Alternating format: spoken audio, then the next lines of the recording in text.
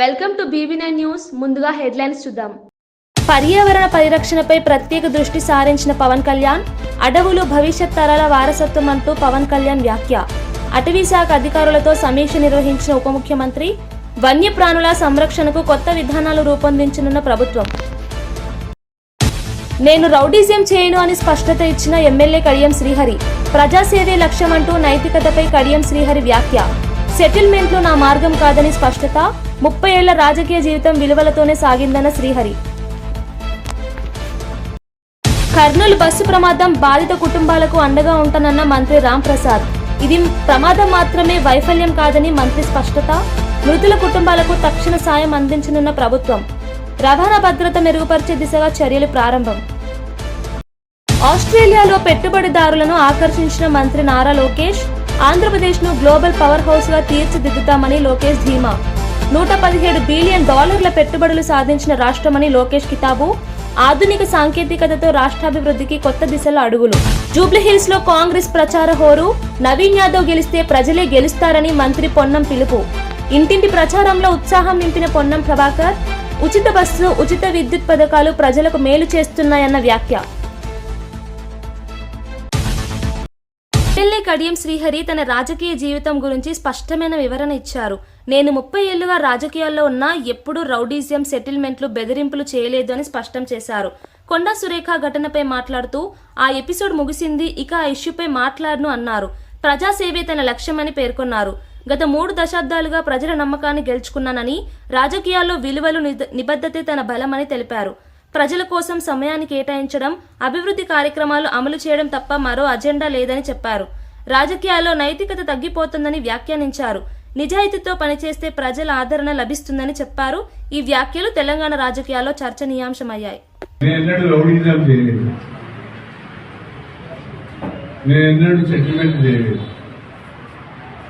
ఎవరిని బెదిరించి బలవంతపు వసూలు చేయలేదు, భూ కబ్జాలు చేయలేదు. నాకు ఎవరితో ఎందుకు సమస్య ఉంటుంది? అనునిత్యం నేను ప్రజల్లో ఉంటాను. నన్ను ఎందుకు నా ప్రజలకి ఏం చేయగలను, నా నియోజకవర్గానికి ఏం చేయగలను అనే ఆలోచన ఉంటుంది తప్ప అనవసరమైన విషయాలకి పోయేటానికి నాకు ఇష్టం లేదు. అభివృద్ధిలో నాతోని పోటీ పడలేని వాళ్ళు నా మీద విమర్శలు చేస్తే నేను చేసేది. కర్నూలు బస్సు ప్రమాదంపై రవాణా శాఖ మంత్రి రాంప్రసాద్ రెడ్డి స్పందించారు.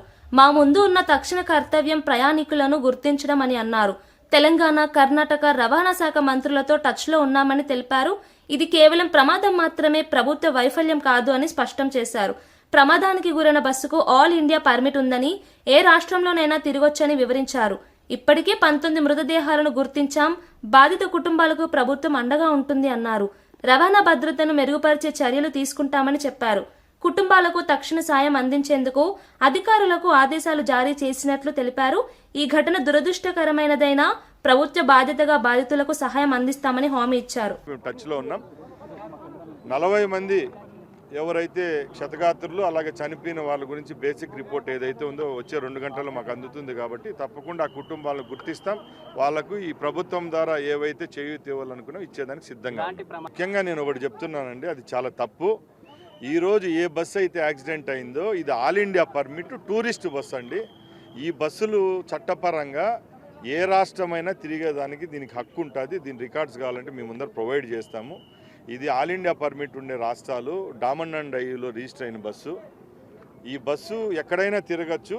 కేటగిరీలో క్వార్టర్కు ఇంత డబ్బని చెల్లించే విధానంలో ఉంటాయి. కాబట్టి వాళ్ళు ఎక్కడైనా ఈ బస్సును తిప్పే హక్కు వాళ్ళకు ఉంది. కాబట్టి ఈ రూట్లో తిరిగింది.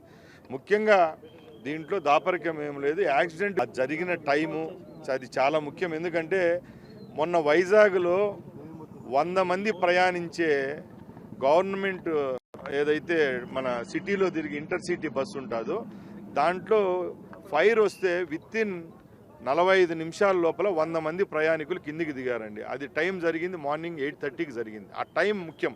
అలాగే ఆ బస్సు యొక్క డిజైన్ ఆర్డినరీ బస్సులో ఒక విధంగా డిజైన్ చేస్తారు, స్లీపర్ బస్సులో ఒక విధంగా డిజైన్ ఇది స్లీపర్ బస్సు డిజైనింగ్ కూడా ఏదో మేమిచ్చేది కాదని మార్త్ గైడ్లైన్స్ పరంగా సెంట్రల్ గవర్నమెంట్ వాళ్ళ నేతృత్వంలో డిజైన్ ఇచ్చిన బస్సులనే పర్మిట్ ఇస్తాము. దానికి చలానాలు డబ్బులు కట్టడం జరుగుతూ ఉంది. కాబట్టి అలా ఎక్కడ గవర్నమెంట్ ల్యాబ్స్ అయితే లేదు. ఇదైతే కేవలం ప్రమాదం మాత్రమే. ఈ ప్రమాదానికి సంబంధించి ఏ విధంగా జరిగిందో అతి కొద్ది గంటల్లోనే మీ దృష్టికి తీసుకుంటాం. ఇప్పటికే 19 డెడ్ బాడీస్ రికవర్ చేయడం జరిగింది. ఇక్కడే తక్షణమే వాళ్లకు ఏదైతే DNA టెస్ట్ ఏదైతే ఉంటే అది కూడా చేస్తున్నాం. అలాగే ఈ బస్సు టికెట్ బుకింగ్ అప్పుడు మా దగ్గర డేటా ఉంటుంది, వాళ్ళ ఫోన్ నెంబర్స్ కూడా ఉన్నాయి, అవి కూడా ట్రేస్ చేస్తున్నారు మా ఇంటెలిజెన్స్ వాళ్ళు. తప్పకుండా ట్రేస్ చేసిన తర్వాత ప్రయాణికుడు కర్ణాటక అతను, తెలంగాణ, ఆంధ్ర అనే అతను గుర్తిస్తాం. ముఖ్యంగా మీరు ఒకటి గుర్తించుకోవాలా, సంఘటనా స్థలము ఆంధ్రప్రదేశ్కి చెందినది, బస్సు ఆంధ్రప్రదేశ్ది కాదు. మేము నైతిక బాధ్యతగా మా శాసనసభ్యులు, మా ముఖ్యమంత్రి గారు మేము ఇక్కడికి రావడము, మన ప్రదేశంలో ఇది జరిగింది కాబట్టి దీనికి బాధ్యత వహిస్తూ వీళ్ళందరికీ మంచి చేసే విధంగా మేము ముందుకెళ్తాం. ఇప్పటికే గన్నవరం మండలం కొండపావులూరులోని NADM సౌత్ క్యాంపస్ లో అటవీ శాఖ అధికారుల రాష్ట్ర స్థాయి వర్క్ షాప్ లో ఉప ముఖ్యమంత్రి పవన్ కళ్యాణ్ పాల్గొన్నారు. అటవీ సంరక్షణ, పర్యావరణ పరిరక్షణ, వన్యప్రాణుల సంరక్షణపై అధికారులతో సమీక్ష జరిపారు. భవిష్యత్ కార్యాచరణలో భాగంగా సుస్థిర అభివృద్ధి లక్ష్యాలను చేరుకోవడం కోసం చిత్తశుద్ధితో పనిచేయాలని అధికారులకు సూచించారు. అడవులను కేవలం సంపదగా కాకుండా భవిష్యత్ తరాల వారసత్వంగా చూడాలని సూచించారు. పర్యావరణ సమతౌల్యం కాపాడడంలో అటవీశాఖ పాత్ర కీలకమని అన్నారు. ప్రజల్లో అవగాహన పెంపొందించేందుకు ప్రచార కార్యక్రమాలు నిర్వహించాలని సూచించారు. అటవీ సంపద రక్షణకు కొత్త విధానాలు రూపొందించనున్నట్లు వెల్లడించారు. Who has kindly consented to inaugurate this two-day workshop? Sir, welcome, sir. I welcome Sri P. Mallikarjun. Jubilee hills నియోజకవర్గంలోని యూసుఫ్ కూడా వెంగళరావు నగర్ ఇక్రిసాట్ కాలనీలో కాంగ్రెస్ అభ్యర్థి నవీన్ యాదవ్ కు మద్దతుగా మంత్రి పొన్నం ప్రభాకర్ ఇంటింటి ప్రచారం నిర్వహించారు. ST corporation chairman Bellaiah Naik, Sanjay Goud తదితరులు పాల్గొన్నారు. ఈ సందర్భంగా మంత్రి మాట్లాడుతూ కాంగ్రెస్ ప్రభుత్వం అందిస్తున్న 200 యూనిట్ల ఉచిత విద్యుత్, ఆర్టీసీ ఉచిత బస్సు ప్రయాణం వంటి పథకాలు ప్రజలకు మేలు చేస్తాయి అన్నారు. కాంగ్రెస్ అభ్యర్థి స్థానికుడని, ప్రజల సమస్యలు తెలుసుకున్నవాడని చెప్పారు. అభివృద్ధి, సంక్షేమ పథకాలతో రాష్ట్రం ముందుకు సాగుతోందని తెలిపారు. ప్రజలు నవీన్ యాదవ్ కు మద్దతు ఇవ్వాలని కోరారు.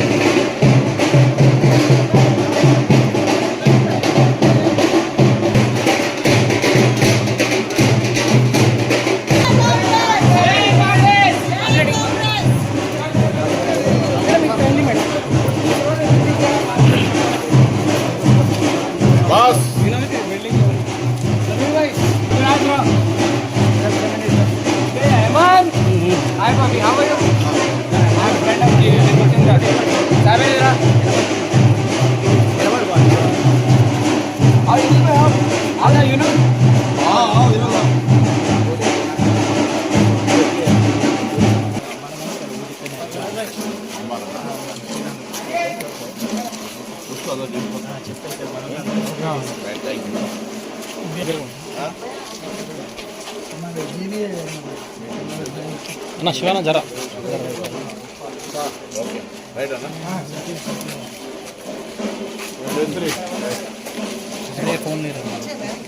ఆస్ట్రేలియా పర్యటనలో ఉన్న రాష్ట్ర ఐటీ మంత్రి నారా లోకేష్ మెల్బోర్న్లో ఆస్ట్రేలియా ప్రతినిధులతో సమావేశమయ్యారు.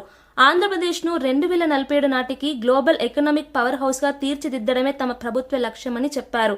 ఆధునిక సాంకేతికత, సుస్థిర అభివృద్ధి ద్వారా ప్రజలకు ఉజ్వల భవిష్యత్తు అందిస్తామని అన్నారు. గత 16 నెలల్లోనే $117 బిలియన్ పెట్టుబడులు ఆకర్షించామని తెలిపారు. సీఎం చంద్రబాబు దార్శనిక నాయకత్వంలో రాష్ట్రం వేగంగా అభివృద్ధి చెందుతోందన్నారు. Aerospace, defence, pharma, semiconductor, green hydrogen రంగాల్లో పెట్టుబడులకు విస్తృత అవకాశాలున్నాయని వివరించారు. ఇది ఆంధ్రప్రదేశ్ ఆర్థిక భవిష్యత్తుకు కొత్త అధ్యాయమని పేర్కొన్నారు.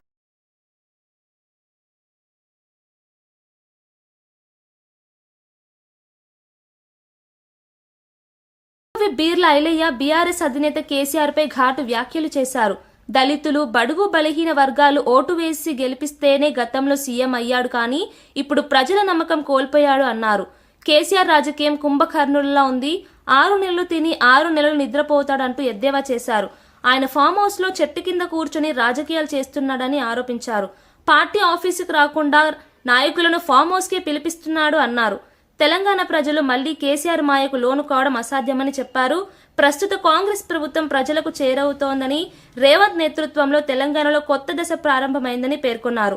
బీఆర్ఎస్ పతనం ప్రారంభమైందని వ్యాఖ్యానించారు. మైనార్టీ బీసీ ప్రజలంతా 2 దఫాలుగా ఓట్లేసి ముఖ్యమంత్రిని చేస్తే తెలంగాణ ఎస్సీ ఎస్సీ మైనార్టీ బీసీలతో ముఖ్యమంత్రి అయి తెలంగాణ ప్రజలకు ఒరగబెట్టింది లేదు. తెలంగాణను సర్వనాశనం చేసి ఒక దొరపాలన చేసినటువంటి కేసీఆర్ కు తెలంగాణ ప్రజలు బుద్ధి చెప్పి ఫామ్ హౌస్ లో కూర్చున్నా ఇంకా దొర అహంకారం తగ్గలేదు.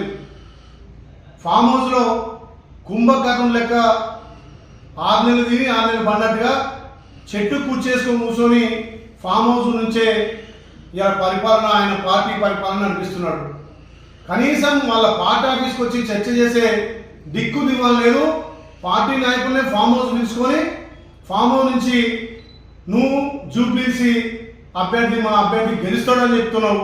అసలు మీ అభ్యర్థికి డిపాజిట్ అని వస్తుందా? ఒక బీసీ బిడ్డ, యాదవ్ బిడ్డ నవీన్ యాదవ్కు కాంగ్రెస్ పార్టీ టికెట్ ఇస్తే ఇలా జూబ్లీస్ ప్రజలంతా కూడా బ్రహ్మరథం బట్టి సుమారు 70-80 వేల తోటి గెలిపిస్తామని చెప్పి జేజేలు పలుకుతుంటే మా నవీన్ యాదవ్ మా అభ్యర్థిని రౌడీ షీటర్ అంటున్నావు. మరి నీ కొడుకు కేటీఆర్ ఇలా సల్మాన్ ఖాన్ అనే ఒక రౌడీ షీటర్ను, 32 కేసులు ఉన్నటువంటి రౌడీ షీటర్ను ఇలా పార్టీలో చేర్చుకున్న నీతి మీది. ఇలా మా అభ్యర్థి మీద ఒక రౌడీ షీటర్ చూపించు. ప్రజలకు అన్ని విధాలు అందుబాటులో ఉండి ప్రజలకు సేవ చేస్తున్నటువంటి నవీన్ యాదవ్కు కాంగ్రెస్ పార్టీ టికెట్ ఇచ్చింది. ఇలా తెలంగాణ బీసీ బిడ్డలను అగౌరవపరిచే విధంగా ఇలా వ్యాఖ్యలు చేసిన కేసీఆర్ కు బుద్ధి చెప్పాలి. తెలంగాణలో బీసీ, ఎస్టీ, ఎస్సీ మైనార్టీలు కూడా ఈ కేసీఆర్ దొరహంకారాన్ని వంచి చూపించాలంటే 1,00,000 మెజార్టీ తోటి నవీన్ యాదవ్ గెలిపించాలి. ఇలా కేసీఆర్ జూబ్లీస్ మేము గెలుస్తామంటున్నావు. ఏ ముఖం పెట్టుకొని గెలుస్తావు? నువ్వు చేసిన పనేంది? నీకు తెలంగాణ ప్రజలు ప్రతిపక్ష హోదా ఇస్తే 2 సంవత్సరాలుగా ఇలా అసెంబ్లీకి రావు, ప్రతిపక్ష హోదా నిర్వహించక ఫామ్ హౌస్కే పరిమితమైన. అధికారం ఉన్నప్పుడు ఫామ్ హౌస్ లో పట్టుకుంటావు, అధికారం పోయి ప్రతిపక్ష నాయకున్న ఫామ్ హౌస్ లో ఉంటావు. ఇలా ఫామ్ హౌస్ నుంచే ఈ రకంగా మాట్లాడడం సిగ్గుచేటు. బీసీ అంటే అంత చిన్న చూపా మీకు? బీసీ బిడ్డల కాంగ్రెస్ పార్టీ 42% రిజర్వేషన్ ఇస్తే దానిపైన మాట్లాడే అర్హత లేదు నీకు. బీసీలకు ఏ రకంగా నువ్వు న్యాయం చేస్తున్నావో చెప్పాలి. ఇలా టీఆర్ఎస్ పార్టీలో ఉన్నటువంటి బీసీ ఎమ్మెల్యేలు, బీసీ మాజీ మంత్రులు తలసాని శ్రీనివాస్ యాదవ్ గారు, శ్రీనివాస్ గౌడ్ గారు, అదేవిధంగా అందులో ఉన్న బీసీ ఎమ్మెల్యేలు మీరు ఆలోచన చేయాలి. కాంగ్రెస్ పార్టీ బీసీ బిడ్డకు ఇలా కాంగ్రెస్ పార్టీ ఎమ్మెల్యేగా బీఫామ్ ఇస్తే రౌడీ షీటర్ అని చెప్పి బీసీలను అగౌరవపరుస్తున్నటువంటి కేసీఆర్ కు బీసీ, ఎస్టీ, ఎస్సీ మైనార్టీలంతా కూడా జూబ్లీ ఎలక్షన్ లో బుద్ధి చెప్పాలి. తప్పకుండా తెలంగాణ ప్రజలు ఏదైతే కేసీఆర్ ను ఫామ్ హౌస్ పరిమితం చేసిన కేసీఆర్ అహంకారం తగ్గలే. ఒకరికి బావా, ఒకరికి బామ్మాది కాంగ్రెస్ పార్టీ అభ్యర్థి మీద దుష్ప్రచారం చేస్తున్నారు. మరి ఒక బీసీ బిడ్డ ఎమ్మెల్యే కాకూడదా? బీసీ బిడ్డ కాంగ్రెస్ పార్టీ బీఫామ్ ఇస్తే చూసి ఓర్వలేక ఈ రకంగా చిల్లర మల్లర మాట్లాడుతున్న కేసీఆర్, నీకు తెలంగాణ ప్రజలు కర్రు కాల్చి వాత పెట్టినా మీ బుద్ధి మారలేదు. ఈ రకంగా బీసీ బిడ్డలను అవమానపరిచి బీసీ బిడ్డల మీద మీరు ఈ రకంగా అనిష్ట వ్యాఖ్యలు చేస్తే రేపు గ్రామాలలో తిరగని తస్మాత్ జాగ్రత్త. ఇప్పటికైనా ఆ దొరపోకడు, దొర అహంకారం తగ్గించుకొని మా నవీన్ యాదవ్ కు, మా బీసీ బిడ్డలకు క్షమాపణ చెప్పాలని చెప్పి కేసీఆర్ డిమాండ్ చేస్తా ఉన్నాం. హైదరాబాద్ గన్ పార్క్ లో గో రక్షకుడు ప్రశాంత్ పై దాడిని ఖండిస్తూ బీజేపీ ఆధ్వర్యంలో డీజీపీ కార్యాలయ ముట్టడిలో ఎంపీ ఈటెల రాజేందర్ మాట్లాడారు. కాంగ్రెస్ ప్రభుత్వం అధికారంలోకి వచ్చిన తర్వాత లా అండ్ ఆర్డర్ పూర్తిగా కూలిపోయింది, గన్ కల్చర్ పెరిగింది అన్నారు. మేడ్చల్, కీసర, గట్కేసర్ పరిధిలో మాఫియా మాదిరి రవాణా జరుగుతోందని చెప్పారు. గో రక్షకులు సమాచారం ఇచ్చిన పోలీసులు స్పందించడం లేదు అన్నారు. ప్రశాంత్పై తుపాకీ కాల్పులు జరపడం ఎంత ధైర్యమో అని ప్రశ్నించారు. వీరి వెనుక ఎవరున్నారు, ప్రభుత్వం ఎందుకు స్పందించడం లేదు అంటూ విమర్శించారు. హిందూ దేవాలయాలపై దాడులు పెరిగాయని, ప్రభుత్వం నిర్లక్ష్యం వహిస్తోందని హెచ్చరించారు. ఈ దాడుల వెనుక ఉన్నవారిపై కఠిన చర్యలు తీసుకోవాలని డిమాండ్ చేశారు. గోరక్షకులుగా నిత్యం చూస్తూ ఉంటా. ఇక్కడ ఎంపీగా మేడ్చల్ పోలీస్ స్టేషన్ కావచ్చు, షామీర్పేట్ పోలీస్ స్టేషన్ కావచ్చు, కీసర పోలీస్ స్టేషన్ కావచ్చు, గడికసర పోలీస్ స్టేషన్ కావచ్చు, నిత్యం కొన్ని వందలాది ట్రక్కులు కదిలిపోతూ ఉన్నాయి. ఇది ఒక పెద్ద మాఫియా లాగా తయారైంది. దీన్ని కంట్రోల్ చేయాల్సిన బాధ్యత ప్రభుత్వం మీదనే ఉంటుంది. గోరక్షకులుగా సమాచారం ఇస్తుండొచ్చు కానీ కంట్రోల్ చేయాల్సిన బాధ్యత మాత్రం పోలీస్ స్టేషన్ మీదనే ఉంటుంది. కానీ ఎక్కడో పోలీసులు పూర్తిగా విఫలమైన సందర్భంలో గోరక్షకులుగా బయటకు వచ్చి అక్కడక్కడ సమాచారం ఇవ్వడం కానీ అక్కడ ఆపే ప్రయత్నం చేస్తున్నప్పుడు ట్రక్కులతో గుద్దడం ఇవాళ ట్రక్కుల్ని వీళ్ళ కాళ్ళ మీద నుంచి పోడించడం. ఇవాళ 3-4 వెహికల్స్, ఒక్కొక్క ట్రక్ ఆవులు తోలుకపోయేటువంటి ట్రక్ కి 3-4 వెహికల్స్ ఇలా కత్తులతో గుండాలు దాన్ని కాపలా కాసే పద్ధతి. ఇది ఆపాలని చెప్పి చాలా రోజులుగా ఇక్కడ డిమాండ్ చేస్తా ఉంది. నిన్న ప్రశాంత్ అనే వ్యక్తి మీద నేరుగా ఇలా తుపాకీతో కాల్చిందంటే ఎంత ధైర్యం ఉండాలి, వీడికి ఎవరు సపోర్ట్ చేస్తున్నట్టు, ఎవరి అండతో ఇలా వీళ్ళు పని చేస్తున్నట్టు, మరి చట్టం ఉన్నట్ట లేనట్ట ప్రభుత్వం చెప్పాల్సిన అక్కడ ఉన్నది. దీని పూర్తి బాధ్యత ప్రభుత్వం అని చెప్పి హెచ్చరిస్తా ఉన్నాం. ఎందుకంటే ఇది విశ్వాసానికి సంబంధించిన అంశం. ఇదేదో ఆవులు అమ్ముకునేటువంటి వ్యాపార సంబంధించిన అంశం కాదు.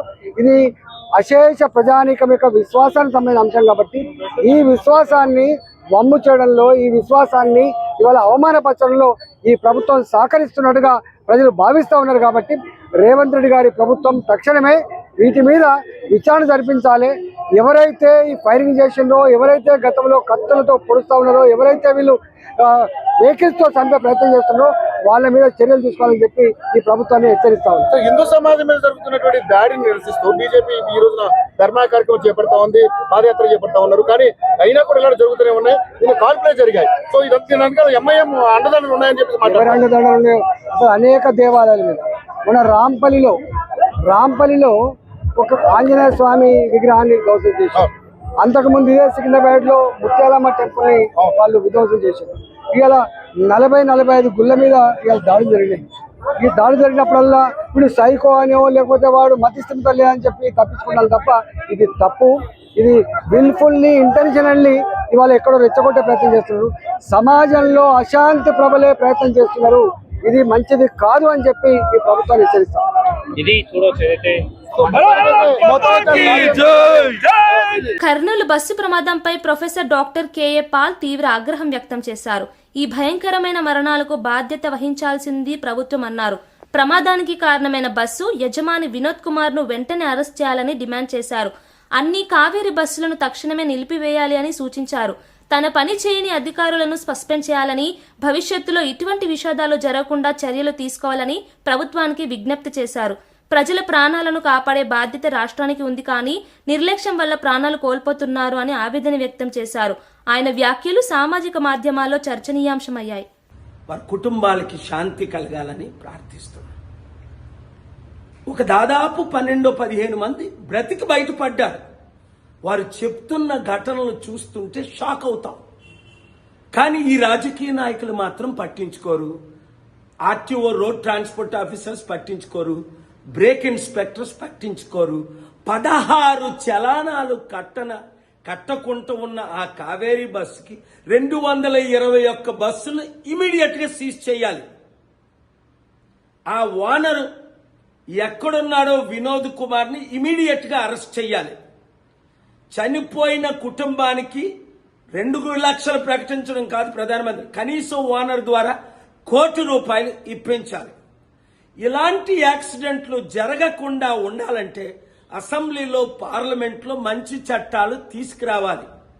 ఎయిర్ ఇండియా యాక్సిడెంట్ అయినప్పుడు అహ్మదాబాద్ లో 261 మంది చనిపోతే, అరే బాబు ఎయిర్ ఇండియన్ మినిస్టర్ రాజీనామా చేయాలంటూ ఒక్కడ పట్టించుకోలేదు సరికదా, అవార్డులు ఇస్తున్నారు వీళ్ళకి. పొలిటికల్ రాజకీయ కరప్షన్ ద్వారా ఈ దేశం సర్వనాశనం అవుతుంది. మనిషికి విలువ లేకుండా పోతుంది. ప్రశ్నించిన వాళ్ళని నోరు మూయించడానికి ప్రయత్నిస్తున్నారు. ఈ బస్సు ఓనర్స్ రాజకీయ నాయకులకి ఆఫీసర్స్ కి ఇచ్చినంత డబ్బు ఇచ్చి తప్పించుకుంటున్నారు. చూద్దాం వీరిని అరెస్ట్ చేస్తారా చేయరా, చట్టాలు మార్చుతారా మార్చరా, ₹1 ఇస్తారా ఎవరా? ప్రతి మీడియా మిత్రులు ఈ వీడియోని షేర్ చేసి ఇలాంటి ఘటనలు 100, 1000 జరుగుతున్నాయి. మనిషికి విలువ లేదు. అదే దేశాల్లో ముఖ్యంగా అమెరికా, వెస్టర్న్ కంట్రీస్ లో ఒక కాఫీ హాట్ గా ఉంది కాలిపోయారంటే ₹25 కోట్ల ఇచ్చారు. మనకి 2 లక్షలు ప్రకటిస్తారు, తర్వాత మర్చిపోతారు. కుటుంబాలను పట్టించుకోరు. రోడ్ల మీద అన్ని రకాల ప్రజలకి అంటే మనకి మన బ్రతుకులకి విలువ లేదు, వాళ్ళకుంది. చూసారా, కరోనా వచ్చినప్పుడు కోట్ల మంది చనిపోతే ఎవరైనా పట్టించుకున్నారా? వాళ్ళకి కాంపెన్సేషన్ ఇచ్చారా? ఇప్పించారా ఎవరితోనైనా? అంతే. మార్పు రావాలి, ఆ మార్పు మనమే తేవాలి. ఈ వీడియో అందరికీ షేర్ చేయండి. కర్నూలు జిల్లాలో జరిగిన ఘోర బస్సు ప్రమాదంపై హోంమంత్రి అనిత మీడియాతో మాట్లాడారు. ఈ ప్రమాదంలో 19 మంది ప్రాణాలు కోల్పోయారు, వారిలో 2 చిన్నారులున్నారు అన్నారు. కర్నూలు వ్యాస్ ఆడిటోరియంలో మంత్రి రాంప్రసాద్ రెడ్డితో కలిసి ప్రెస్ మీట్లో మాట్లాడుతూ మొత్తం 16 ప్రత్యేక బృందాలతో అన్ని కోణాల్లో దర్యాప్తు జరుగుతోంది అన్నారు. మృతుల కుటుంబాలకు ఆర్థిక సాయం అందిస్తామని తెలిపారు. బాధితులను గుర్తించే ప్రక్రియ కొనసాగుతోందని వివరించారు. ఈ ఘటన పునరావృతం కాకుండా తక్షణ చర్యలు తీసుకుంటామన్నారు. పోలీసులు, రవాణా శాఖతో సమన్వయం సాధించి బస్సు భద్రతా నిబంధనలు కఠినతరం చేయనున్నట్లు తెలిపారు. అన్ని కోణాల నుంచి కూడా, ఎందుకంటే ఇదేదో ఇలా జరిగిందని వదిలేయలేదు. 16 ఫోరెన్సిక్ టీములు పెట్టామంటేనే ఒకసారి అర్థం చేసుకోండి. అందులో 4 టీమ్స్ ఎక్స్క్లూజివ్లీ దీని గురించి, అది ఇన్సిడెంట్ ఎలా జరిగింది, ఇన్సిడెంట్ జరగడానికి కారణం ఏంటి, ఎక్కడ స్టార్ట్ అయింది, ఇవన్నీ కూడా చాలా క్లియర్ గా బయటకు వస్తాయి. ప్రతి ఒక్కరి మీద కూడా చర్యలు ఉంటాయి. ఆల్రెడీ కేసెస్ కూడా ఫైల్ అయింది. కేంద్రపాలిత ప్రాంతాల్లో కొన్న తర్వాత ఈ విధంగా స్టేట్ లో మెట్రోపాలిటన్ సిటీస్ లో ట్రావెల్ చేస్తూ ఉన్నారు. ఎందుకంటే యూటీస్ లో వెహికల్స్ కాస్ట్ చాలా తక్కువగా ఉంటుంది. తర్వాత వాటికి సరైనటువంటి ఆధారాలు లేవు. ఆధారాలు లేకున్నా అధికారులు కూడా మామూలు మాయలు ఉంటూ యథేచ్ఛగా ఈ వెహికల్స్ రోడ్డు మీదకి రావడం వల్ల ఇలా జరుగుతూ ఉన్నాయి అనేది పబ్లిక్. ఓకే, ఇప్పుడు ఇన్సిడెంట్ జరిగింది కాబట్టి చాలా వస్తాయి, నేను కాదని చెప్పట్లేదు, నేను అది కాదు. ఆల్రెడీ దీనికి సంబంధించి చూసుకుంటే మొత్తం ఆల్ ఇండియా పర్మిట్ ఉంది, ఫిట్నెస్ సర్టిఫికేట్స్ ఉన్నాయి, అన్ని కూడా ఉన్నాయి ఇందులో. సో ఎందుకు జరిగింది, ఏం జరిగింది, మీరు అన్న కోణంలో కూడా మేము ఈ రోజు దర్యాప్తు చేయడానికి సిద్ధంగా ఉన్నాం.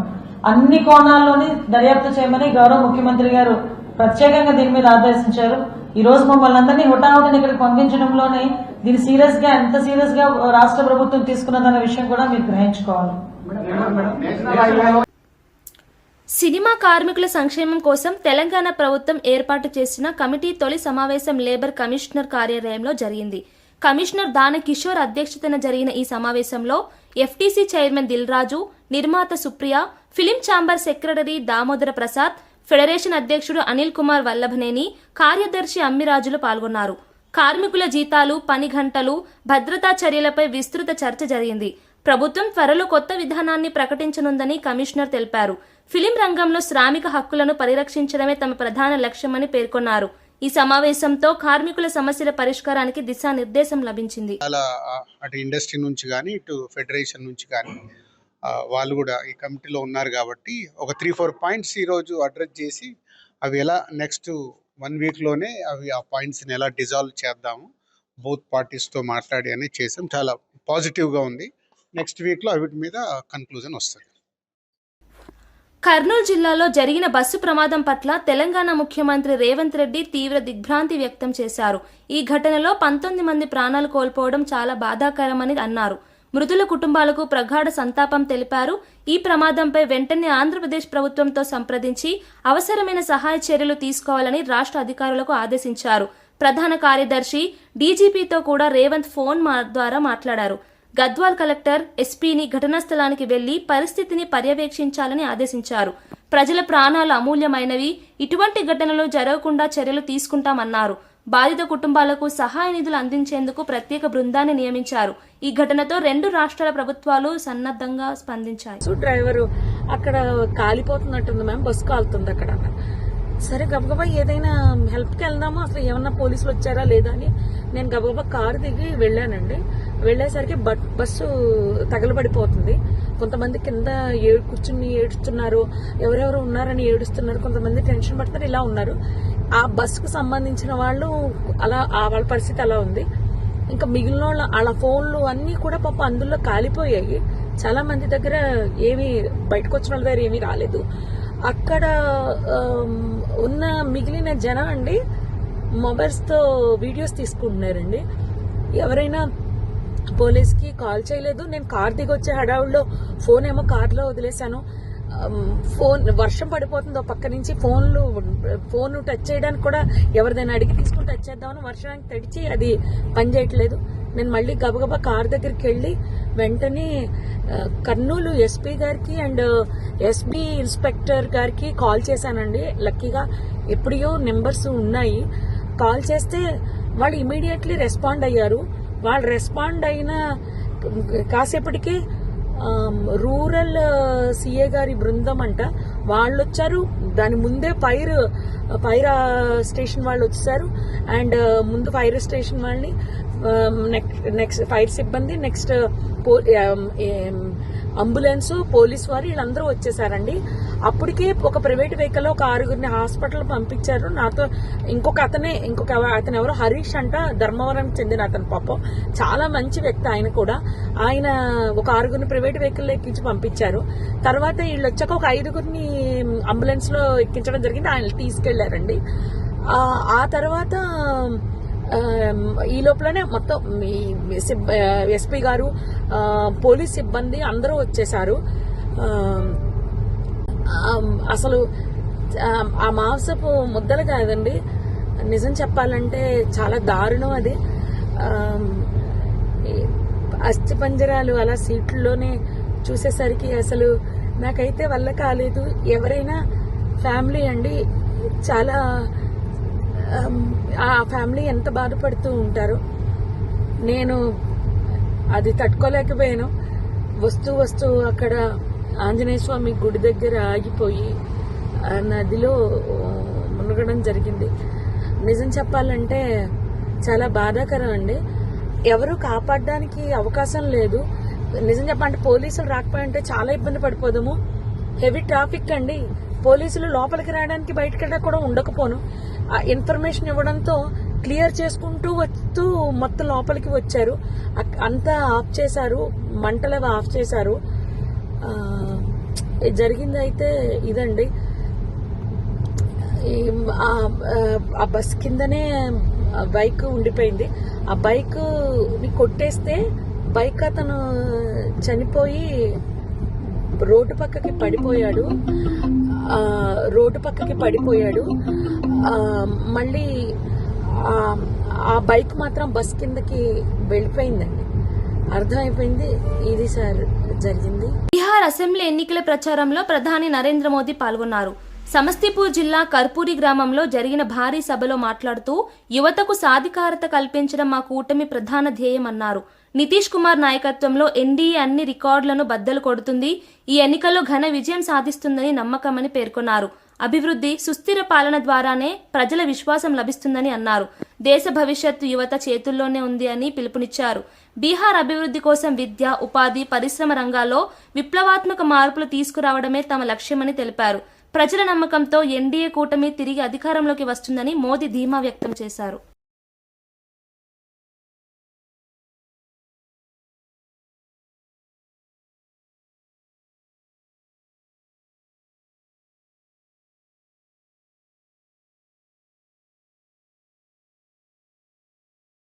మాజీ మంత్రి జోగి రమేష్ వైఎస్ఆర్ కాంగ్రెస్ పార్టీపై జరుగుతున్న దుష్ప్రచారాన్ని తీవ్రంగా ఖండించారు. మనపై విషం చిమ్ముతూ వ్యక్తిత్వ హననం చేస్తున్నారు అన్నారు. చట్టం తమ చేతుల్లో ఉందని భావించి ఇష్టం వచ్చినట్లు ప్రవర్తిస్తున్నారు అని విమర్శించారు. ఐవీఆర్ఎస్ కాల్స్ ద్వారా దుష్ప్రచారం చేస్తున్న వారిపై చర్యలు తీసుకోవాలని డిమాండ్ చేశారు. ప్రజల నమ్మకాన్ని దెబ్బతీసే ప్రయత్నం ఇది, కానీ సత్యం ఎప్పుడు నిలబడుతుంది అన్నారు. ప్రభుత్వంపై తప్పుడు ఆరోపణలు చేయడం రాజకీయ నైతికతకు విరుద్ధమని పేర్కొన్నారు. నిజాయితీ పాలనకు ప్రజల మద్దతు ఉందని, అసత్యాలతో వైఎస్ఆర్సీపీని ఎవరూ కించపరచలేదు అన్నారు.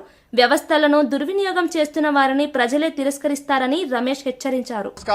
ఎవరు చేస్తారో తెలీదు, ఏ డిస్ట్రిబ్యూషన్ కమిటీ తెలీదు, ఏ వ్యవస్థ తెలీదు. అన్నిటిని కూడా చట్టాన్ని తమ చెప్పు చేతలు తీసుకుని, చట్టం మా చేతిలో ఉంది కదా, ప్రభుత్వం మా చేతిలో ఉంది కదా, ఏదైనా చేయొచ్చు అని చెప్పేసి చంద్రబాబు నాయుడు కొడుకు కక్ష కట్టి ఈ విధంగా వ్యక్తి తానానం చేసే కార్యక్రమానికి శ్రీకారం చుట్టారు. ఈరోజు డీజీపీ ఆఫీస్కి వచ్చి స్వయంగా మీడియా మిత్రులు ముందు చెప్తా ఉన్నాం. దమ్ము ఉంటే, ధైర్యం ఉంటే ఎవరు చేశారో చెప్పండి, ఎవరు చేయించారో చెప్పండి, దీని మీద విచారణ చేయించండి, నిజాన్ని నిర్భయంగా నిగ్గు తేల్చమని చెప్పేసి మీ ద్వారా అడుగుతా ఉన్నా. ఈ ప్రభుత్వాన్ని, డీజీపీ గారిని అడుగుతా ఉన్నా, సిఐడి సైబర్ క్రైమ్స్ అడుగుతా ఉన్నాం. నిజంగా ఎంత దుర్మార్గం అంటే ఏ వ్యవస్థను వాడుకుంటారో తెలియదు. పరమ కిరాతకుల్లాగా వ్యవస్థల్ని తప్పుదారి పట్టించే క్రమం, టెలికాం వ్యవస్థని తప్పుదారి పట్టించే, ఐటీ సెక్టార్ని తప్పుదారి పట్టించే, ఇన్ఫర్మేషన్ టెక్నాలజీని వాడుకొని, టెలికాం వ్యవస్థను వాడుకొని దీని మీద పూర్తి స్థాయిలో విచారణ జరిపించమని చెప్పేసి పోలీస్ అధికారులను కోరుతా ఉన్నాం. బాధ్యులైన వారిని ఎంతటి వారున్నా సరే, ప్రభుత్వంలో ఆఖరికి చంద్రబాబు నాయుడు ఉన్నా సరే, చంద్రబాబు నాయుడు కొడుకు లోకేష్ ఉన్నా సరే, ఇటువంటి తప్పుడు వ్యవస్థల్ని వాళ్ల చెప్పు చేతల్లో పెట్టుకుని వ్యక్తిత్వ హననం చేసే ఇటువంటి దుర్మార్గమైన క్రీడని పరిశోధించి పోలీస్ వ్యవస్థ అరికట్టాలని చెప్పేసి, దీన్ని చేసిన ప్రతి ఒక్కరిని కూడా ఇందులో బాధ్యులను చేసి కేసులు పెట్టాలని చెప్పేసి మీడియా మిత్రుల ద్వారా డిమాండ్ చేస్తా ఉన్నాం. ఈ పాటికే చెప్పా, నా మీద ఒక బురదేశారు చంద్రబాబు నాయుడు ప్రభుత్వం. నేను సిద్ధంగా ఉన్నా, దేనికైనా రెడీగా ఉన్నా. నా వ్యక్తిత్వం మీద, నా వ్యక్తిగత ప్రతిష్టని దిగజార్చే విధంగా చంద్రబాబు నాయుడు ప్రభుత్వం నకిలీ కల్తీ మద్యం దీని నా మీద అంటగట్టాలని, వైఎస్ఆర్ కాంగ్రెస్ పార్టీని ప్రతిష్టని దిగజార్చాలని చెప్పేసి చూసే ఈ ప్రభుత్వానికి, చంద్రబాబు నాయుడికి, లోకేష్ కి చెప్తా ఉన్నాం, దేనికైనా రెడీ, సిద్ధంగా ఉన్నాం. నేను చెప్పిన దానికి ఏ ఒక్కదానికి కూడా ప్రభుత్వం నుంచి, చంద్రబాబు నాయుడు నుంచి కానీ, లోకేష్ నుంచి కూడా ఇంతవరకు స్పందన లేదు. తిరుమల వస్తామన్నాం, దానికి స్పందన లేదు. చంద్రబాబు నాయుడు చెప్పిన తర్వాత వరలరామయ్య చెప్పాడు, ఇది కాదు, తిరుమల కాదు, కనకదుర్గమ్మ గుడి కాదు, లై డిటెక్టర్ టెస్ట్ కాదు, నార్కో ఎనార్ టెస్ట్ రెడీ అని దమ్ముగా చెప్తా ఉన్నా. డీజీపీ ఆఫీస్ ముందు చెప్తా ఉన్నా. నార్కో ఎనాల్ ముగించే ముందు హెడ్లైన్స్ మరోసారి చూద్దాం. పర్యావరణ పరిరక్షణపై ప్రత్యేక దృష్టి సారించిన పవన్ కళ్యాణ్, అడవులు భవిష్యత్ తరాల వారసత్వం అంటూ పవన్ కళ్యాణ్ వ్యాఖ్య. అటవీ శాఖ అధికారులతో సమీక్ష నిర్వహించిన ఉప ముఖ్యమంత్రి, వన్యప్రాణుల సంరక్షణకు కొత్త విధానాలు రూపొందించనున్న ప్రభుత్వం. నేను రౌడీజం చేయను అని స్పష్టత ఇచ్చిన ఎమ్మెల్యే కడియం శ్రీహరి, ప్రజాసేవే లక్ష్యమంటూ నైతికతపై కడియం శ్రీహరి వ్యాఖ్య. సెటిల్మెంట్లు నా మార్గం కాదని స్పష్టత, 30 ఏళ్ల రాజకీయ జీవితం విలువలతోనే సాగిందన్న శ్రీహరి. కర్నూలు బస్సు ప్రమాదం, బాధిత కుటుంబాలకు అండగా ఉంటానన్న మంత్రి రాంప్రసాద్. ఇది ప్రమాదం మాత్రమే, వైఫల్యం కాదని మంత్రి స్పష్టత. మృతుల కుటుంబాలకు తక్షణ సాయం అందించనున్న ప్రభుత్వం. రవాణా భద్రత మెరుగుపరిచే దిశగా చర్యలు ప్రారంభం. ఆస్ట్రేలియాలో పెట్టుబడిదారులను ఆకర్షించిన మంత్రి నారా లోకేష్, ఆంధ్రప్రదేశ్ను గ్లోబల్ పవర్ హౌస్ గా తీర్చిదిద్దుతామని లోకేష్ ధీమా. $117 బిలియన్ పెట్టుబడులు సాధించిన రాష్ట్రమని లోకేష్ కితాబు. ఆధునిక సాంకేతికతతో రాష్ట్రాభివృద్ధికి కొత్త దిశలో అడుగులు. జూబ్లీహిల్స్ లో కాంగ్రెస్ ప్రచార హోరు, నవీన్ యాదవ్ గెలిస్తే ప్రజలే గెలుస్తారని మంత్రి పొన్నం పిలుపు. ఇంటింటి ప్రచారంలో ఉత్సాహం నింపిన పొన్నం ప్రభాకర్, ఉచిత బస్సు, ఉచిత విద్యుత్ పథకాలు ప్రజలకు మేలు చేస్తున్నాయన్న వ్యాఖ్య. ఇవి బులెటిన్ విశేషాలు. మరో బులెటిన్ లో మళ్ళీ కలుద్దాం.